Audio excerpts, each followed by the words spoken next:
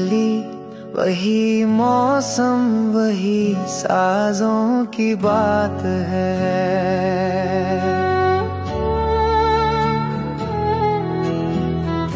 मगर अब इनमें किसी दर्द की छाँव की बात है।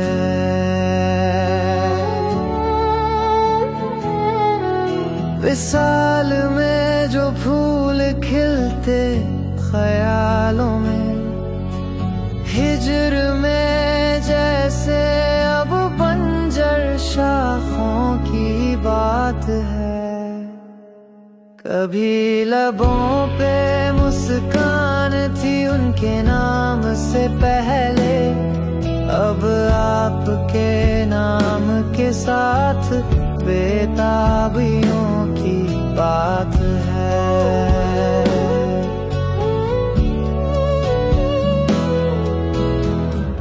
वो रातों में खामोशी जो नरमी सी लगती थी,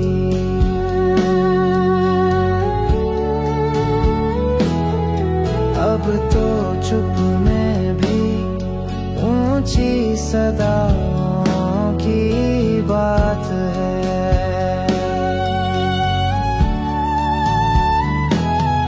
कभी निकले थे साथ चलने, अपनी मंजिल को ही छूने, उन्हीं राहों पे लगता है अब रुकावटों की बात है।